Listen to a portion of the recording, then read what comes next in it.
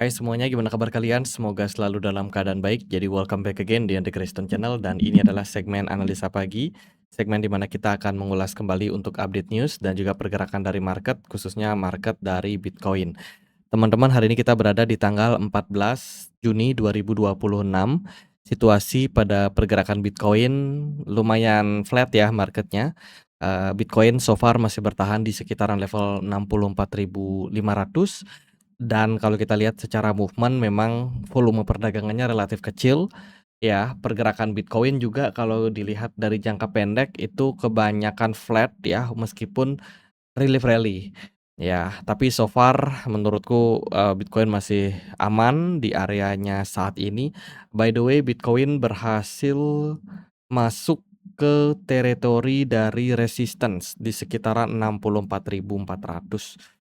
Kita akan coba untuk bahas seperti apa movement-nya ya. Oke, teman-teman, kita akan mulai pembahasannya dari kalender ekonomi terlebih dahulu. Nah, ini ada beberapa event penting yang kita akan dapetin buat minggu depan. Ini adalah apa ya, langkah antisipasi paling strategis buat teman-teman yang coba untuk trading. Oke, aku coba untuk spill event-event apa yang penting buat ke depan. Yang pertama, hari Senin kita akan dapat data New York Empire State Manufacturing Index dari Amerika Serikat, kemudian juga ada Industrial Production. Ini akan berpengaruh terhadap indeks dolar itu sendiri. Kemudian di hari Selasa kita akan dapat data terkait dengan BOJ Interest Rate Decision ya, Bank of Japan. Ada probability Bank Sentral Jepang akan menaikkan suku bunganya lagi 25 basis poin dari 0,75 naik menjadi 1%. Kalau suku bunga dinaikkan ya, maka yen akan menguat. Carry trade ya, kita tahu bagaimana sebelum-sebelumnya banyak negara yang minjem duit di Bank of Japan ya, karena bunganya di sana sangat kecil. Nah, kalau sekarang bunganya dinaikkan, mereka nggak akan bisa leluasa untuk minjem duit lagi. So, perlambatan ekonomi mungkin akan terus berlanjut. Lalu di hari Selasa juga kita akan dapat data ekspor import dan housing dari Amerika Serikat. Hari Rabu kita masih akan dapat data CPI and PPI dari UK and Uni Eropa. Selain itu juga Amerika Serikat akan merilis data pending home sales dan juga crude oil inventory. Sementara hari Kamis akan ada interest rate decision dari The Fed ya, FOMC statement dan FOMC economic projection. Ini bakalan menjadi headline penting untuk hari Kamis tanggal 18 Juni nanti. Lalu data-data tambahannya adalah initial jobless claim dan juga Philadelphia Fed Manufacturing Index. Lalu juga di hari Jumat kita dapat data tentang retail sales dari UK ya. Sementara dari Amerika Serikat ini ada apa ya, Juneteenth holiday. Ya, hari Jumatnya dia holiday. Oke, itu beberapa berita penting untuk minggu depan. So be prepare, teman-teman. Market mungkin akan sangat volatil, terutama di hari Selasa ketika BOJ event, kemudian hari Rabu data CPI dari Inggris dan Uni Eropa, dan hari Kamis FOMC meeting. Ya, ini datanya dini hari. Wow, ini bakalan sangat-sangat volatil sih. Oke, ada event lainnya juga yang nggak kalah penting, teman-teman. Ini event kali ini datang dari toko kripto ya. Jadi toko kripto ngadain campaign bersama dengan Nobu Bank. Bagi teman-teman yang melakukan deposit bisa berpeluang mendapatkan cashback ya. Jadi deposit pakai virtual account Nobu bisa dapat cashback 100%. Ini campaign-nya akan berlaku sampai nanti bulan Agustus 2026 ya teman-teman, tanggal 23. Nah, syaratnya adalah teman-teman make sure sudah punya akun toko kripto dan sudah menyelesaikan KYC-nya. Jika belum, di sebelah kiri kalian di situ ada barcode, silakan teman-teman scan langsung atau kalian juga bisa download aplikasi toko kripto di Play Store atau di App Store. Jangan lupa masukin kode referral aku yang tertera di bawah barcode tersebut ya, untuk mendapatkan cashback sampai dengan 30% untuk setiap trading kalian gitu. Nah, syaratnya gimana sih selain melakukan KYC? Yang pertama adalah teman-teman wajib menyetorkan dana gitu ya, menggunakan virtual account dari Nobu Bank. Itu hanya sekitar Rp50.000 saja bisa berpeluang mendapatkan cashback maksimal 50.000 ya. Nah, nanti teman-teman juga bisa untuk melakukan trading ya, minimal 50.000 juga teman-teman pada token apapun ya, supaya cashback ini nanti bisa masuk ke apa namanya, pencatatannya gitu ya. Jadi teman-teman bisa berpeluang menjadi, pemenang gitu ya, calon calon pemenang yang masuk ke dalam daftar, dari penerima hadiah. Jadi jangan lupa untuk deposit pertama, yang kedua adalah trading-kan juga Rp50.000. Gitu aja sih untuk event-nya. Oh iya, ini ada kuota juga ya, kuotanya terbatas, 500, orang untuk setiap periodenya. Ada 3 periode di sini, gitu. Nah, toko kripto adalah crypto exchange dari Indonesia yang sudah teregulasi, terdaftar dan diawasi oleh, OJK dan juga Bapepti. Jadi buat yang pengen daftar langsung aja scan di sebelah kiri kalian.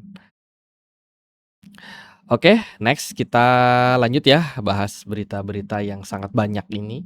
Pertama, dari ETF spot Bitcoin mendapatkan inflow pada akhirnya di perdagangan hari Jumat kemarin. Ini adalah pencapaian yang menurutku sangat-sangat baik ya untuk pasar, di mana sebelumnya Bitcoin itu terus mengalami outflow yang berkepanjangan. Namun kali ini, mereka berhasil, menghasilkan inflow gitu setelah setelah tekanan jualnya cenderung mereda. Kemudian dari Ethereum Spot ETF juga kalau kita lihat dari data terbaru sama teman-teman, di sini di mana, arus keluarnya sudah mulai meredah, tapi memang masih terjadi outflow ya pada Ethereum Spot ETF. Kemudian ada update datang dari Arbitrum, nah ini, Arbitrum ada pembaruan Arbitrum Nova, jadi ada upgrade pada jaringannya. Selain itu project Pit Network juga baru aja meluncing untuk perdagangan indeks Amerika, oil, dan juga precious metal ya, yang akan launching ke depannya. Jadi buat teman-teman yang belum tahu, Pit Network ini project yang berhubungan dengan data analitik. Kemudian ada Starknet, dikabarkan akan meluncurkan lapisan privacy ZK untuk saldo dan bisa support, jaringan ERC20. Selain itu juga berita dari makroekonomi, teman-teman. Nah, di sini ada Presiden Trump yang mengatakan bahwa kesepakatan dengan Iran akan dijadwalkan dan ditandatangani besok. Ya, ini tentu saja merupakan sebuah apa ya, mungkin, sesuatu yang, bakalan bisa menyebabkan perdamaian dunia terjadi gitu. Meskipun sebetulnya ya saya cukup ragu juga sih kalau misalkan, mereka akan beneran damai ke depannya. So, kita tunggu aja sama-sama. Trump mengatakan bahwa deal dengan Iran ini kemungkinan akan ditandatangani di hari Minggu, sementara Teheran meragukan waktu penandatanganannya tersebut. Jadi kita masih akan menunggu gimana kabar damainya. Sementara kabar damai sedang berhembus ya, harga oil kemarin merosot tajam, teman-teman. Jadi ini adalah chart dari oil, di mana drop ya, yang mana kalau misalkan perdamaian tercapai harusnya sih harga oil akan turun jauh. Setelah Hormuz akan dibuka dan tentu saja ini positif buat perekonomian kembali. Kemudian data yang terakhir menunjukkan bahwa dalam 4 pekan terakhir ya, saham-saham yang berhubungan dengan teknologi ya, termasuk chipset, kemudian, apa namanya, ya yang berhubungan dengan AI, semikonduktor, ya konduktor itu pada naik teman-teman. Ini dilihat dari data, Bank of America, ya, Bank of America Research. Artinya nih, kenapa sih belakangan market itu cenderung kurang bergairah ya, karena aliran dananya banyak fokus ke saham-saham ya, ke saham-saham yang berhubungan dengan, saham-saham, AI, semikonduktor, ya kan, dan juga teknologi lainnya, gitu. Oke, kita coba bahas bagaimana prospek dari Bitcoin ke depan.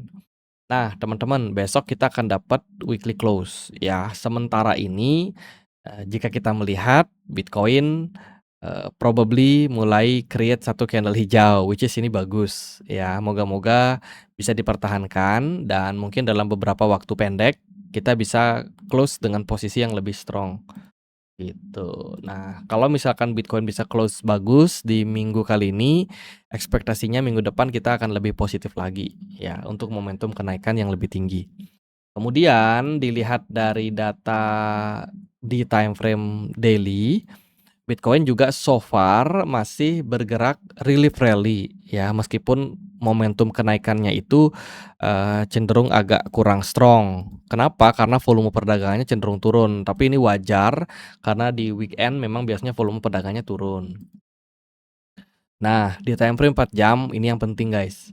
Di time frame 4 jam secara teknikal Bitcoin ini sudah berhasil breakout dari area resisten strong di sekitaran level 64.700. Ya, ini adalah area-area pentingnya di mana 64.000 ini ya, merupakan level yang menurutku, krusial banget teman-teman buat Bitcoin. Jika Bitcoin mampu untuk kembali, close di atas dan mempertahankan range ini, tentu saja ekspektasi kita adalah mengalami rebound dulu untuk jangka pendeknya. Tapi gini guys, jangan terlalu berekspektasi tinggi ya. Kenapa? Karena di dalam proses dia breakout area resisten ini, ternyata tidak disupport sama volume yang tinggi. Sekaligus secara momentum breakout, itu juga tidak disupport oleh candle long stick candle yang strong, gitu. Artinya memang dia naik, cuman, masih beresiko akan terjadinya fake out buat ke depannya. Ya, jadi lebih hati-hati sih menurut saya untuk posisinya saat ini. Nah, teman-teman kalau kita lihat dari jangka pendeknya lagi ya, misalkan di time frame 1 jam. Secara market structure Bitcoin ini masih bergerak dalam momentum yang cenderung uptrend ya, kita kemarin sudah sempat bahas juga gimana outlook-nya. Nah ini dia, ketika Bitcoin mampu mempertahankan level HL di sini, yang mana itu adalah di sekitaran 63.400, Bitcoin ada peluang nih buat dia rally up, dan kemarin ternyata beneran rally up ya, naik lagi dia sampai hit area 64.800. Nah, sekarang ini udah bagus sih secara pergerakan udah oke banget, tinggal kita memastikan dia bener-bener close aja sih di area-area sekarang ini, gitu. Ya itu aja sih paling buat, saya. Nanti skenarionya kalau dari saya sih melihat ini adalah sebuah potential bearish flag lagi. So, in the short position mungkin kita, bisa expect harganya kembali rebound ya. Ya, untuk jangka pendek saja mungkin bisa sampai ke level 67.000 sampai 66.000 ya possibility. Moga-moga nanti hari Senin bisa mendukung buat ke area tersebut. Nah, setelah ini aku akan expect harganya kembali turun ke bawah gitu. Ya, tapi so far buat jangka pendek kita follow the trend dulu, secara market structure dia memang cenderung naik dan ini tentu saja adalah momentum retracement buat, Bitcoin-nya, rally sementara. Oke, teman-teman, dari saya gitu aja untuk update kali ini. Thank you banget buat kalian yang sudah mengikuti. Ya, buat kalian yang pengen join di komunitas Telegram kita, linknya aku sediakan di kolom deskripsi video ini. Oke, gitu aja. Semoga bisa bermanfaat buat outlook-nya dan akhir kata saya Andre, makasih. See you guys.